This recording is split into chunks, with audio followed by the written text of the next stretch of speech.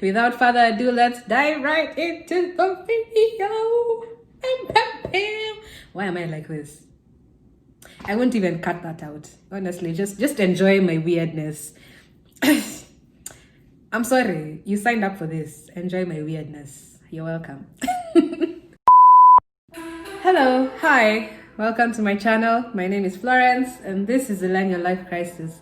On today's episode of Zillennial Life Crisis, I will be sharing a useful video, also a much requested video. My top tips on how to ace your technical interviews. And these are technical interviews for my folks in the tech industry, so these are your coding interviews. If that's your field, stick around. If not, and you're curious, stick around. Please stick around.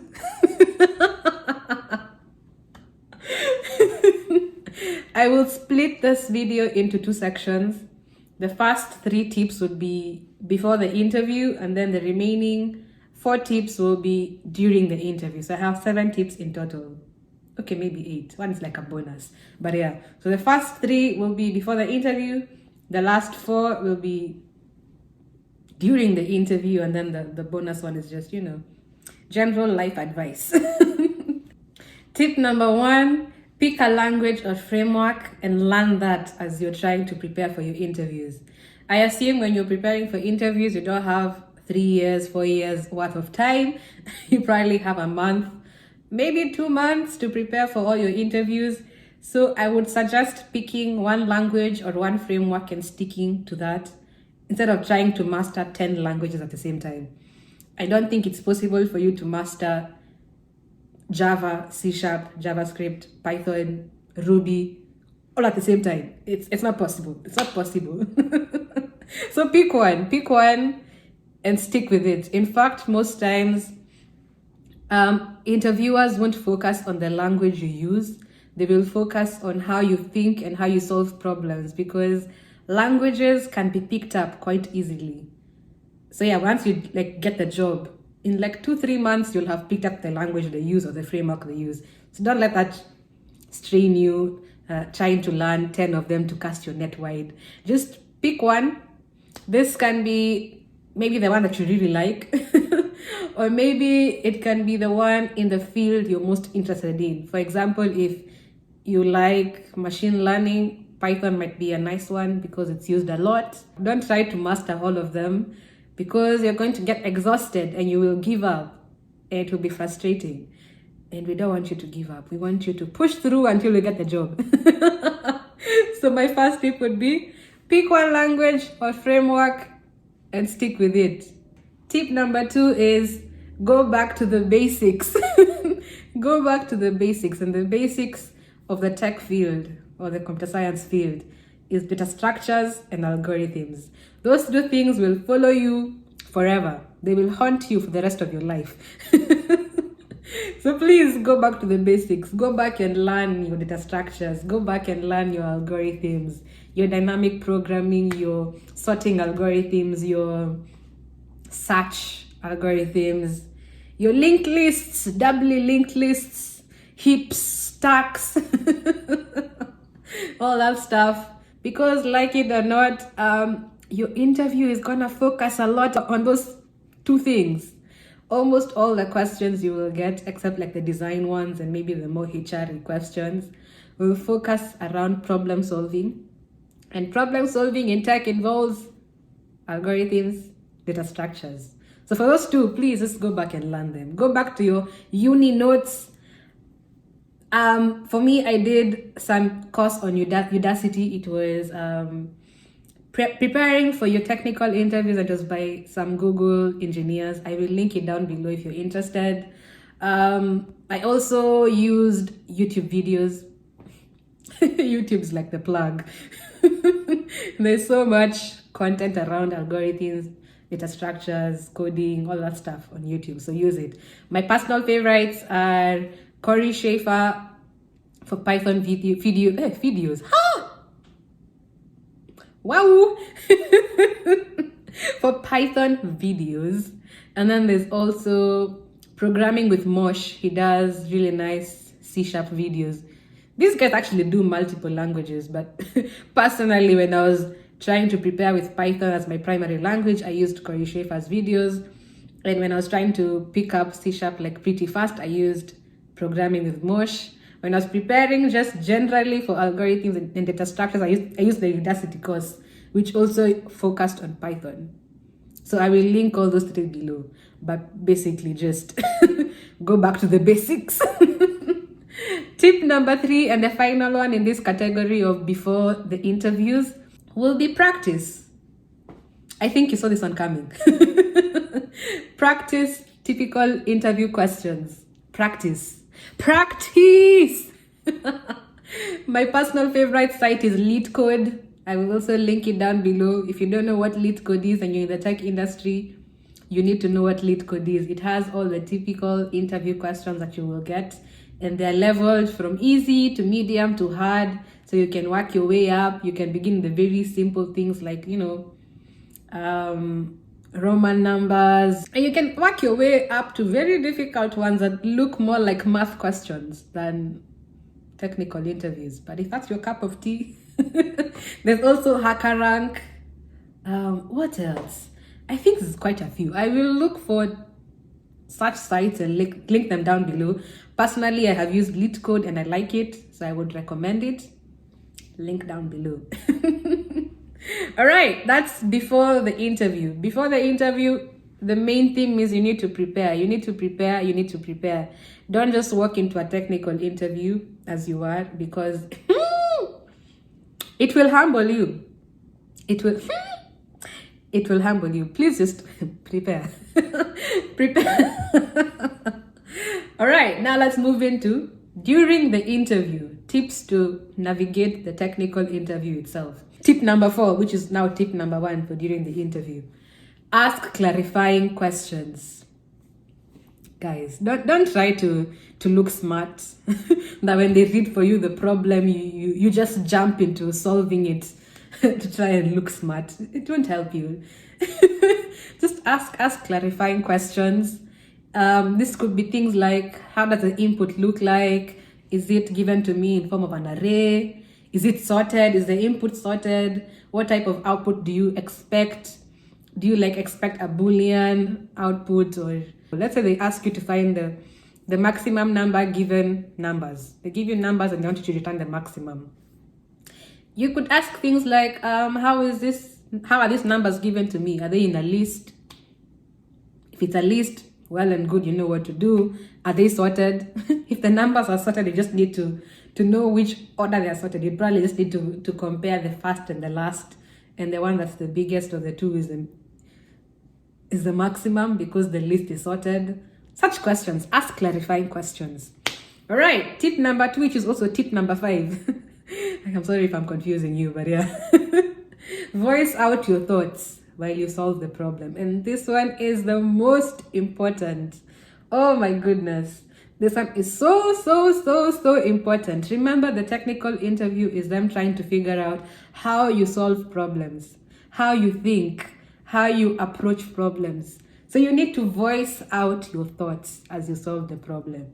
Don't just sit there in silence or stand in front of the whiteboard in silence and stare at the question and then just begin writing out code. The interviewer won't know what's going on in your head. They won't know how you're trying to approach the solution. And if you get stuck, they can't help you because they have no idea what you're trying to do. So please, just voice out your thoughts. Voice out your thoughts. Say things like, so that the numbers are in a list and they're not sorted. So one approach should be maybe to sort the list. That way I can just return the last number or the first number because I know it's going to be the biggest. Or maybe I can loop through all of them, comparing the current with the next. And if the next is bigger than the current, I replace the maximum variable with that number and I keep doing it until I'm done. Voice out your thoughts. Voice out, even when you're writing code, voice it out if you can. You can be like, right, so here I'll do a dot sort. Voice out your thoughts, please. It's the only way the interviewer will be able to understand how you solve the problem, how you attack it, how you deal with difficulty, how you deal with uncertainty. ambiguity, voice out your thoughts.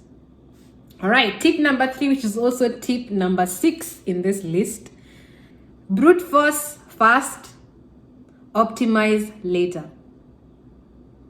That's the whole tip. Don't try to be a genius and from the word go, try solving the question with the most optimal, most glamorous looking solution. Just go with the obvious one first. Of course, the obvious answer will probably not be as optimal in terms of time and space, but that's fine. Start with that and then optimize that. What happens is, when you try to find the most optimal answer first, you get stuck. You will get stuck. Unless like you're really good at what you're doing, which can happen. I mean, you could be a genius. But most times the most optimal answer is not apparent until you have done the brute force one and you try optimizing that one. So don't try to jump to step 100 and try writing out the most optimal answer, because if you get stuck again, there's no way for them to help you. But if you begin small, begin with the most obvious, most trivial approach, and then talk about its demerits. These are also points for you. This is how you show that you actually know what you're doing. You know time complexity, you know space complexity. So you begin the most trivial answer and you're like, okay, so this solves the problem, but this is bad because it takes this much space, it takes this long to find an answer which is not scalable. So let's try and use less time and less space. One approach is maybe to change, I don't know, the type of algorithm you're using, or change, again, data structure that you're using. It goes back to those basics. But you see, these things are tying in together. You think, voicing your thoughts as you solve the problem, and also beginning the brute force answer first, and then voicing out your thoughts about it as you optimize, is the most optimal way for the interviewer to know how you approach questions and how you solve them, which is what the interview is all about. It isn't really about how well you know how to write Python code. I mean, if they hire you and you don't know how to write Python code, in 3 months you will know how to write Python code. But if they hire you and you don't know how to solve problems, that's gonna be an issue. All right, tip number 4, which is my final one in this section of during the interview, which is also tip number 7 in the main list, is ask for help if you get stuck. I know it sounds counterintuitive to ask the interviewer for help if you get stuck, but if you think about it this way, the interviewer will most probably be someone from the team you're going to join if you get the job, right? And they are coming in to interview someone to join their team. So they will only have you pass the interview if they feel like they can work with you, right?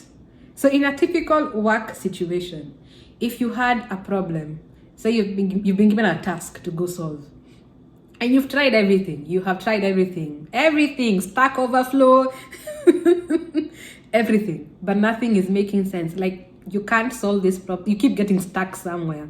What would you do? You would walk to your colleague's desk and you're like, okay, I'm trying to solve this thing. I've done A, B, C, D. This is bad because of this. Solution B is bad because of this. Solution C is bad because of this. I'm trying to find a way to optimize this particular aspect, but I can't quite crack it. What would you do? Like, what am I missing? You know?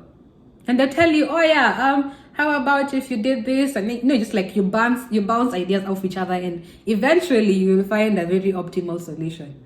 So that's my reasoning for asking for help, to be honest. Don't just sit there, freeze in silence, trying to figure out the answer, and you can't, and your brain's on overdrive, and now it just gets awkward because the interview room is quiet, the interviewer is looking at you, you're looking at them. No one is saying anything. They don't know what's going on. They don't know if you're trying to think of the answer or you just don't know just ask for help. If you get stuck, ask for help. But I don't mean like saying solve the problem for me. I mean ask them to lead you in some direction that you can solve the problem. You're a team. It's teamwork after all. You're a team. So they most probably will lead you to the correct direction. They'll tell you, okay, maybe think of graphs, or maybe think of a tree, and you're like, oh yeah, a tree would solve my problem. And you move forward and you begin optimizing, and you write the code and it works, and it's like, yeah, for all of you. And you pass the interview, hooray. And yeah, sometimes maybe the answer you already have is the most optimal. You just don't know it because you're in the heat of the interview and you think you must optimize more and more and more and more. Maybe the answer you have landed on after like optimizing once is the most optimal one, and you're just overthinking it and they can see it. And maybe you asking for help with them saying, oh yeah, that's actually the most optimal answer. Or even maybe there's a more optimal answer, but it's way too complex to merit its performance gains. Maybe like you need to use very complex data structures or a very complex algorithm just to gain very little in terms of speed or space in a way that it makes no sense for it. Sometimes simplicity is the best solution. Actually, even in practice, you're sometimes told not to over optimize. Don't overcomplicate the problem. So yeah, so maybe you are trying to overcomplicate the issue in your head because it's an interview. Oh my God, they must know I'm smart. So yeah, I feel like asking when you get stuck, that whole dialogue between you and the interviewer is really important. It's the meat of the interview. Of course, your technical skills are important, but your communication skills are just as important. They are equally important because you will be working in a team. So please just ask for help if you get stuck. Yeah, and that concludes my tips for during the interview. My eighth 5, 6, 7, 8. Wow, I can't count. Am I really the one to be giving you interview tips? My eighth tip is a very general one, and it's relax. It sounds easier said than done, but sometimes panicking is what causes you not to find the solutions. So maybe just breathing in and out a couple of times will help you relax and you'll begin seeing things clearer. So yeah, try and relax. It might not be as easy as I say it. And it comes with time as you do more interviews, as you get used to the whole talking to new people, as you get more comfortable with your technical skills because you prepared. You just didn't gallivant into an interview and expect to pass. You will begin to relax, and I feel like when you relax, your brain works better when you relax. So yeah, try to relax. Don't panic. A quick recap of all the tips we have covered. Tip number 1, pick one language or framework and stick to it as you prepare for your interviews. Tip number 2, go back to the basics, which are your data structures and your algorithms. Learn those things, know them like your Bible. They're your technical Bible. They really are your technical Bible. So go back to the basics. Tip number 3, practice. Practice interview questions. Practice. All right. Tip number 4, during the interview, ask clarifying questions. Don't just jump into solving the problem you've been given. Ask questions around the input, around the solution, the answer, approaches. Ask clarifying questions. Tip number 5, voice out your thoughts as you solve the problem. The interview is about how you solve problems, and the only way the interviewer will know how you approach problems is when you voice out how you're solving the problem. They can't see your brain, so please voice out your thoughts. Tip number 6, brute force first, optimize later. Start with the most trivial, most obvious answer, even if it is the worst in terms of space and time complexity. It's fine. Begin with that one and then optimize from there. Otherwise, you might get stuck trying to figure out this most optimal answer and you fail the interview because there was just this period of 10 minutes of dead silence between you and the interviewer as you tried thinking about the most optimal answer. In those 10 minutes, you'd have already done the easy brute force one and said why you think it's not good and gotten some points. Tip number 7, ask for help. If you ever do get stuck in an interview, just ask for help.